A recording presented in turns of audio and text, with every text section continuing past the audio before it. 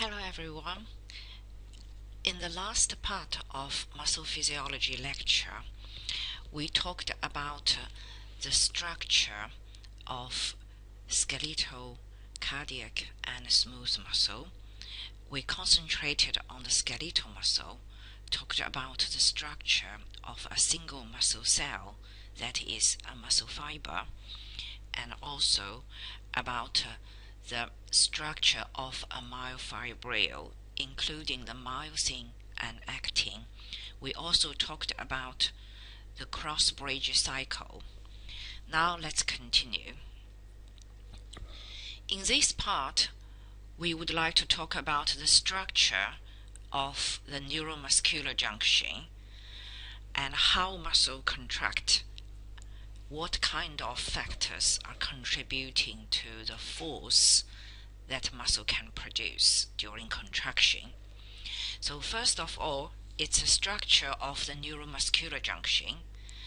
As we have seen before, that this is a specific structure that is connecting the end of the nerve, which is a motor axon, to the surface of the skeletal muscle membrane.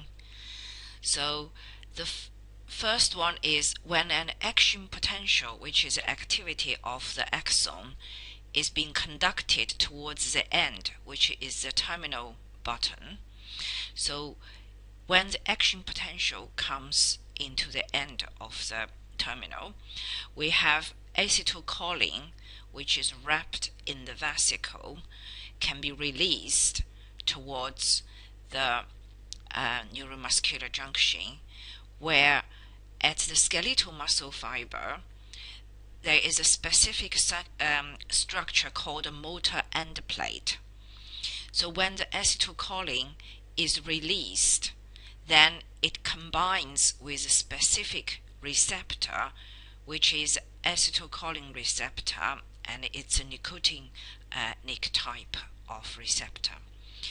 When this receptor is binding with acetylcholine, then action potential can be produced on the skeletal muscle. So action potential is a sign of excitation.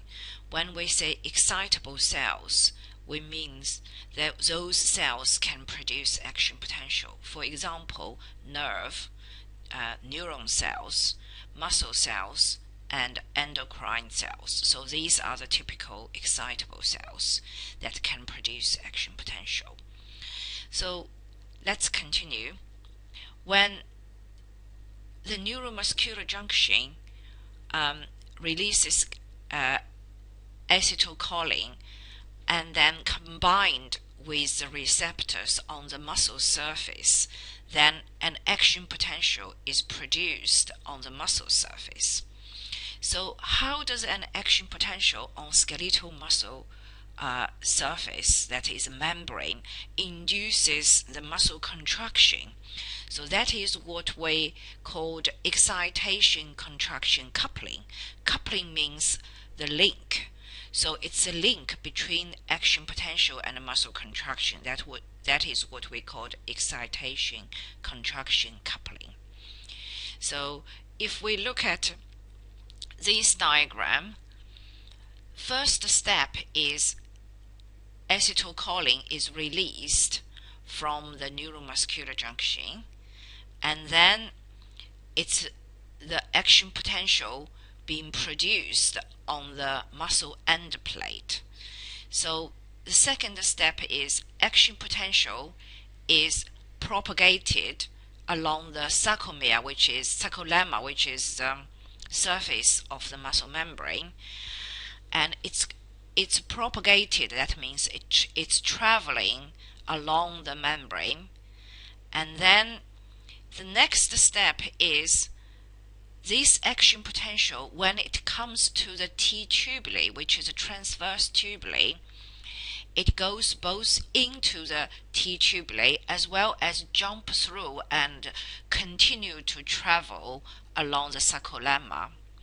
And those action potential traveling down the T tubule would trigger calcium to release from the sarcoplasmic reticulum, where calcium is being stored. So the next step is step 4, where calcium being released is binding to troponin, and then this is the key to open the lock, where the troponin is the lock, and then tropomyosin usually covers the binding site on the actin to the myosin. Is being exposed, so tropomyosin moves away, the door is now open, and then the myosin binding sites on the actin is exposed. The next step is myosin now is connecting with the actin, now cross bridge formed, so the cross bridge cycle begins. Then the muscle fiber is contracting because of the cross bridge formed. And this cross bridge cycle is using ATP and moving the actin, sliding the actin along the myosin, and force, contraction force is generated. And after the contraction, calcium is moving back, being reuptaken by the sarcoplasmic reticulum, and the tropomyosin is moving back because calcium is moving away from the troponin, so the door is locked again. Tropomyosin moves back to the blocking position and cross bridge is detached. So step 6 is calcium is being actively taken up back, and step 7 is tropomyosin blocks the site again, and it's waiting for the next action potential to happen. So that is how an action potential trigger the muscle contraction, and the steps is listed here. So acetylcholine releases at neuromuscular junction, binding to receptor, action potential is generated on the muscle. On the muscle sarcolemma, action potential traveling down the T tubule, where the action potential triggered calcium releasing from the sarcoplasmic reticulum, calcium binding to troponin, exposing the myosin binding site on the actin. Cross-bridge cycle begins, that is, the muscle contracting and sliding. Then next, calcium is being uptaken back to the sarcoplasmic reticulum. This process also needs ATP, and that is an active membrane transport. And then myosin site, binding site on the actin is now blocked back. So that is a process listed in words, and just for your interest, this actually links with membrane transport in 2 places, or in more than 2 places. The first one is acetylcholine is released by exocytosis, and calcium is released from the sarcoplasmic reticulum by ion channels, and then calcium is being reuptaken back to the sarcoplasmic reticulum by active transport. This is both by primary and secondary active transport. So this is just for revision of the membrane transport. Now let's continue. The simplest contraction of a muscle is called a twitch. So this twitch contraction is produced by a single action potential. So if we just stimulate the muscle by a single stimulation, then a twitch would be produced. So when a twitch is being produced, let's look at the diagram first. So when stimulus come at time 0 and there is a latent period, so during this latent period, this is a stimulus causes the action potential, and action potential causes calcium releasing. So there is a delay between the stimulus and the onset of the muscle contraction. So that is called the latent period. And when muscle contraction begins, the purple phase is the contraction phase, whereas when the force is building up.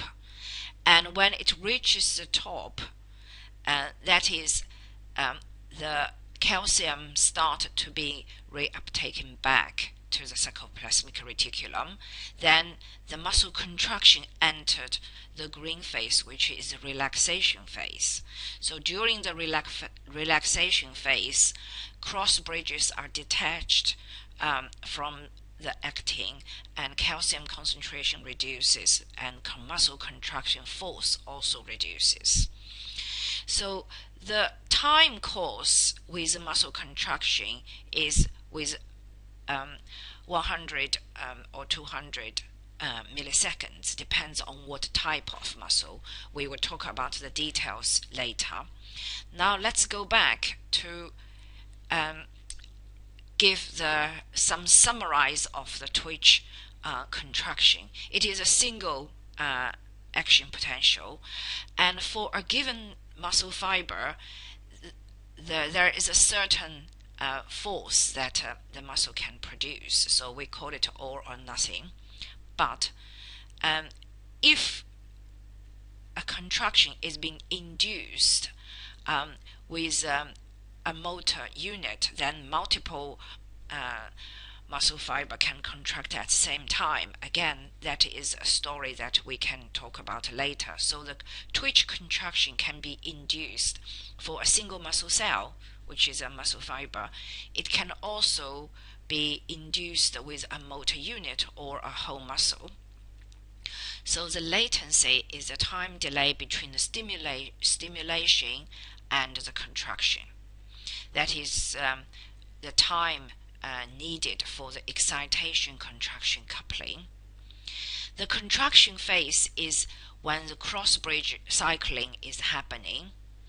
The relaxation phase is calcium is being reuptaken back. So that is a twitch contraction. So when we have a muscle contracting, the whole muscle, we would like to know what kind of factors can influence the contractile force of the muscle contraction. That is, how strong the muscle can contract, how much force muscle can produce, what kind of thing would affect those contraction force. We need to look at this step by step. So first of all is how many muscle fibers are contracting at the same time. So that is the number of muscle fibers in contraction, of course. And then the number times the force that each individual muscle cell can produce is the total force. So apart from the number of muscle fibers in contraction, we also need to look at the force that individual muscle fiber can produce. So these 5 factors are listed here to tell us what kind of thing can affect the muscle contraction. We would look at them one by one. First of all is the fiber diameter. That is how big the size of the muscle fiber is, how big the diameter is. Whether it's a wide in diameter or whether it's narrow in diameter. And of course, the bigger the diameter is, the more the force can be produced, and we will look at why.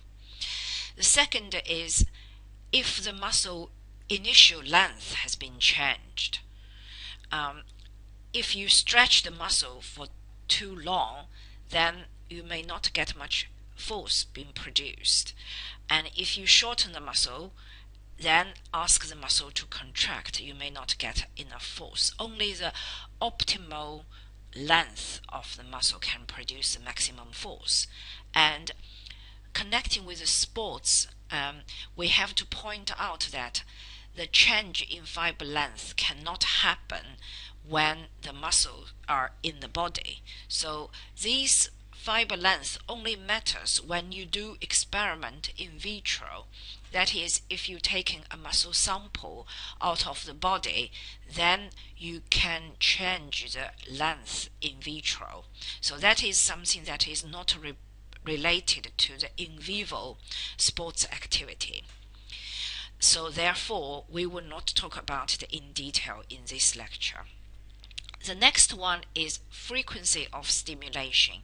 We talked about a single twitch, and how about if we stimulate it twice, 3 times, and how often we stimulate it.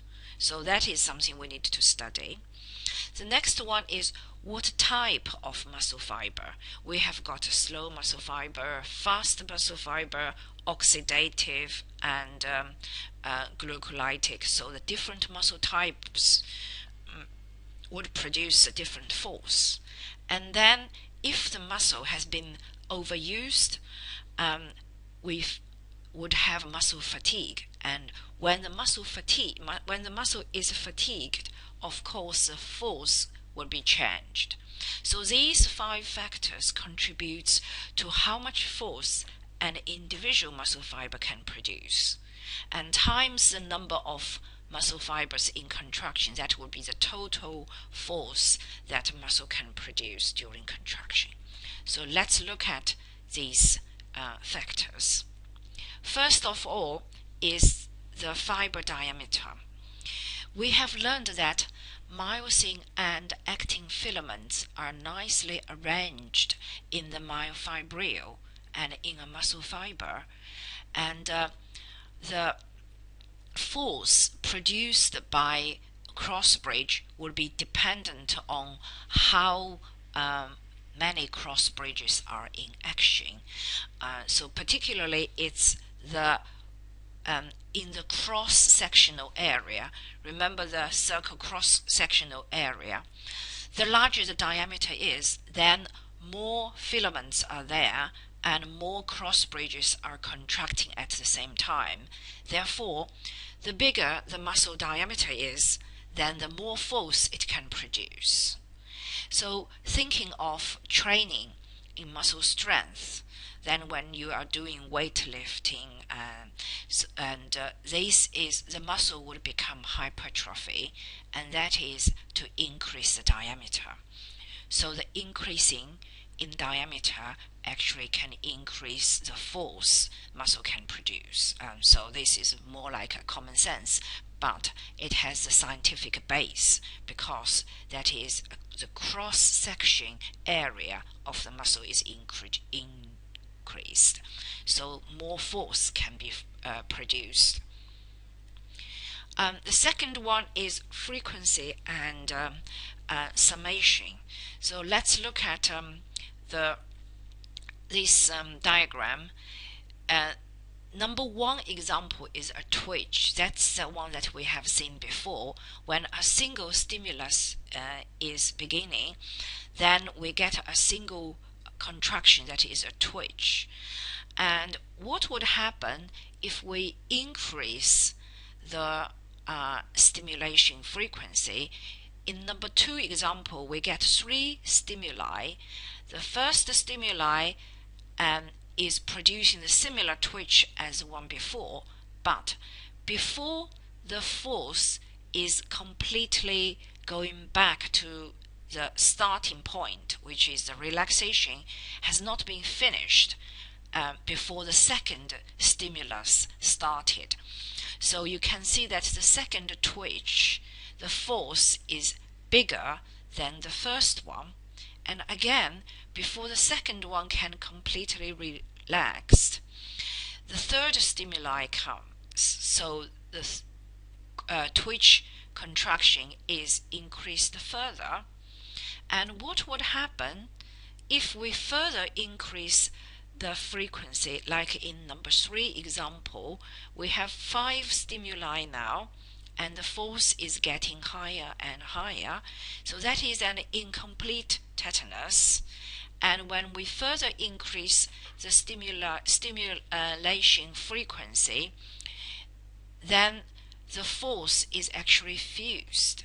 So we cannot see any relaxation between the stimulus because the frequency is so high that the muscle does not have any time to relax before the next contraction. So this is a complete tetanus or a fused tetanus. So let's go back and look at the summary of the frequency and summation. So first of all, why this summation can happen? We need to look at the time course. An action potential can be produced and finished within a few milliseconds, but a muscle contraction would last between 10 to 200 milliseconds. Depends on the type of muscle fiber. So time-wise, when the action potential is finished, it can produce another one after a certain period of time, and at that time the muscle contraction is still continuing. So that is the possibility of summation. And how much force the muscle can produce is dependent on the calcium concentration within the muscle fiber. So when the frequency of stimulation is increased, then more calcium is being released. Then the calcium can be reuptaken back to the sarcoplasmic reticulum. That is the concentration of calcium within the muscle fiber is increased, and that's why more force can be produced, more cross bridge is being recruited.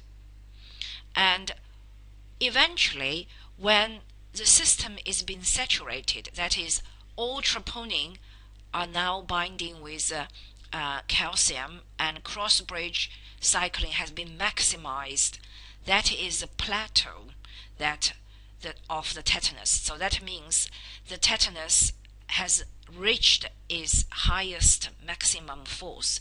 It cannot be increased anymore. So that is the plateau, the long-lasting contraction. So if we look at this diagram, the top of the tetanus, that is the saturation of troponin, and the maximum force of the muscle can be produced by a single muscle fiber has reached the maximum. So the third one we are looking at is the 3 major types of skeletal muscle. First one is the slow oxidative fiber. So that is the type 1 muscle. Slow oxidative fiber means the muscle contraction is relatively slow, but it can still twitch. So it's still the twitch muscle fiber. And the energy that supply the muscle contraction comes from the oxidation, that is the completely use of ATP. And the color of this type of muscle fiber is red or dark pink. And then the next type is fast oxidative fiber, that is type 2A. It can contract faster than the slow oxidative fibers, but it still uses oxidative type of metabolism, that is complete oxidation of the ATP.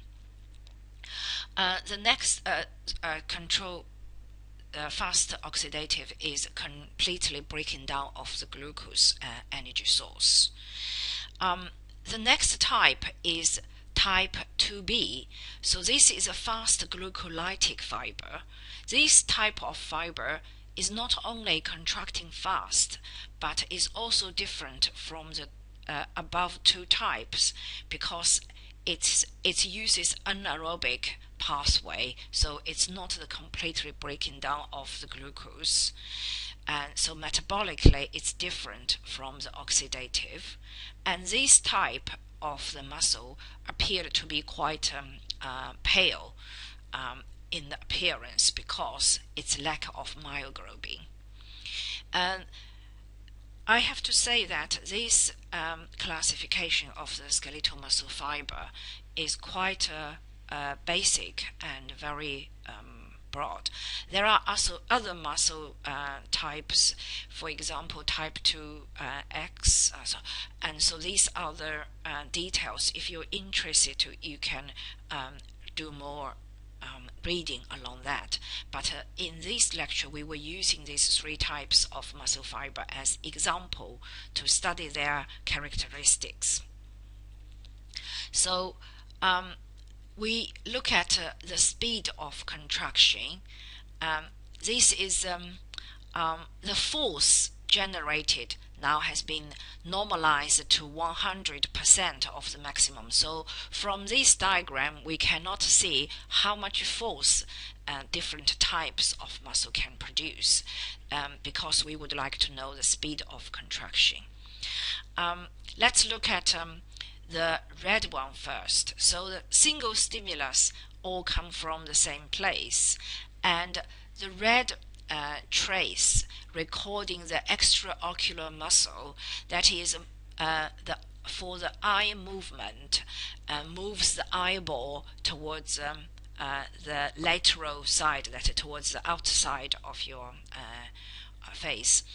So this is the contraction can finish within a few milliseconds. So this the whole process of contraction is finishing within 20 milliseconds, and the force can be built up within 7 to 8 milliseconds. So that is the fastest muscle, and this is faster glucolytic type of muscle. The next one is gastrocnemius muscle, and when you are walking, you would need this type of muscle, and this is the contraction can finish within 40 seconds. This is the fast oxidative type of muscle. It's a mixture of fast oxidative and other types, because there is no single muscle that can have only one type of muscle fibers in the human body, because we are mammalian muscle, we are very complex.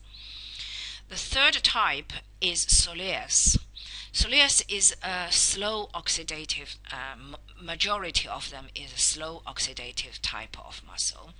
The contraction can be built up within about 90 seconds, but the whole process of contraction can last for 200 milliseconds. So this is a flavor of how different types of muscle in the contraction speed-wise, how they differ from each other. Now let's look at some histology pictures of different types of muscle. This is a comparison between oxidative and glucolytic muscle fibers. The purple ones being stained within the muscle, this is a cross-section of different types of muscles. The purple one are stained with mitochondria, so you can see that some muscles have very high concentration of mitochondria, and the pale ones have less mitochondria. The black one around the muscles are the capillaries. So you can see that when the muscle is more purple, with more mitochondria, it also being surrounded by more capillaries. And the pale ones are the glucolytic fibers. So the pale ones have less mitochondria and also have less capillary around them, because the usage of oxygen is being supplied by the capillaries, and the site of using it is mainly in the mitochondria. So these two are closely connected. So let's look at the comparison between fiber type 1 and fiber type 2b. So the fiber type 1 is slow oxidative fiber. It has a type of myosin that is called slow myosin. So it has high oxidative capacity, which is with more mitochondria, more myoglobin. Myoglobin is the oxygen carrying and storage protein within the muscle cells. Their appearance is red. So if you need to store oxygen, then you have more myoglobin. So the slow oxidative fibers have higher concentration of myoglobin. That's why they appeared to be red. And it also has rich capillaries around it. So these three are closely linked with the oxidative capacity, because they need to use oxygen to completely break down the glucose. And on the other hand, the glucolytic fiber with fiber 2b, they have fast myosin and they have high glucolytic capacity. So they are breaking down the glucogen and using the glucolytic enzymes, but they have no myoglobin. That's why their appearance is red. So the function and structure and supply, they are closely related to each other. The next thing we look at is the ATPase. So remember that on the head of the myosin we have the enzyme that hydrolyze ATP. So with the slow oxidative type of fiber, the activity of the ATPase is low, but with glucolytic fiber it has higher myosin ATPase, so they have more enzyme to break down ATP because they need to have the contraction very fast. And morphology, structure-wise, the slow oxidative fiber has relatively small diameters. They produce less force, and they are it's easy to diffuse. So the action potential reached them and easy to diffusing into the muscle fibers. And they can last for longer, so they are not easy to be fatigued. This is due to the type of myosin and the type of activity they do. On the other hand, the glucolytic fiber, they have large diameter, so therefore they can produce more force, but it's difficult for the action potential and for the oxygen to diffuse through them. And they are fatigued easier.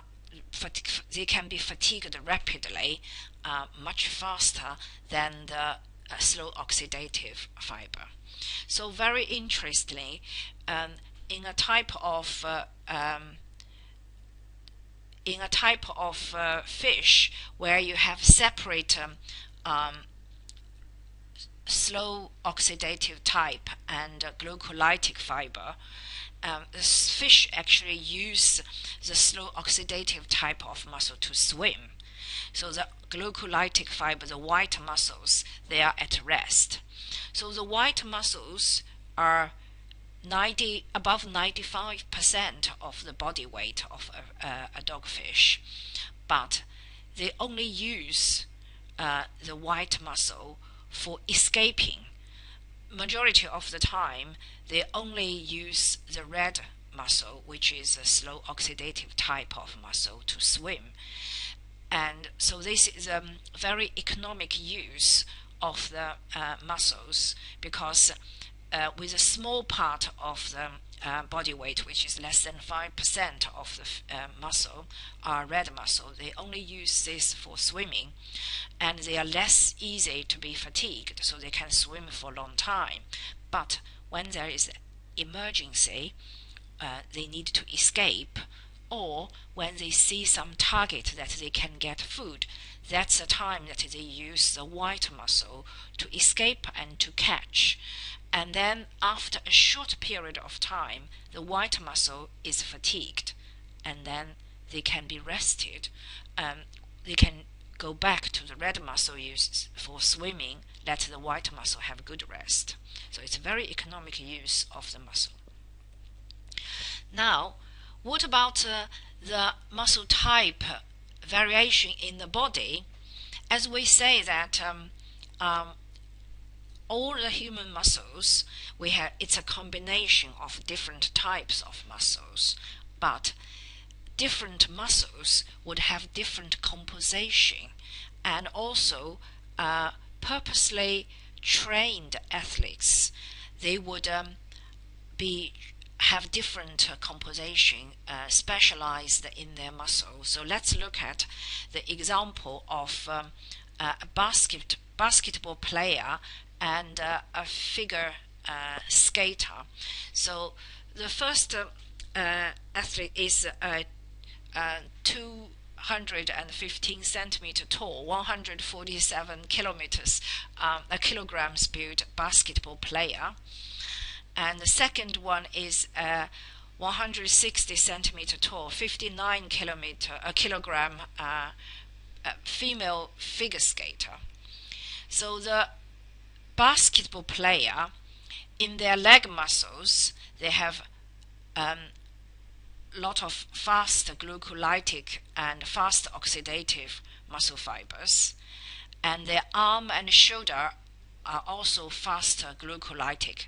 That is, enable them to run and to jump, and also to throw the ball into the aim. So that is the basketball. With a figure skater, their trunk muscles with slow twitch oxidative fiber, so they can stabilize and holding the posture. But their leg muscles would have fast oxidative fiber for moving, and also faster glucolytic fibers for jumping. So that is a very broad example of two different types of body building. Now we would like to talk a little bit about a motor unit. So what do we mean by motor unit? We know that skeletal muscles are being innervated, commanded, controlled by motor neurons. So when we say motor unit, the definition is it's a motor neuron plus all the muscle fibers that it innervates. So innervates means building the neuromuscular junction with, and connect with, and commanding them. So these are some factors. One motor unit innervates many muscle fibers, but a particular muscle fiber can only be innervated by one motor neuron, so it cannot be commanded by two masters.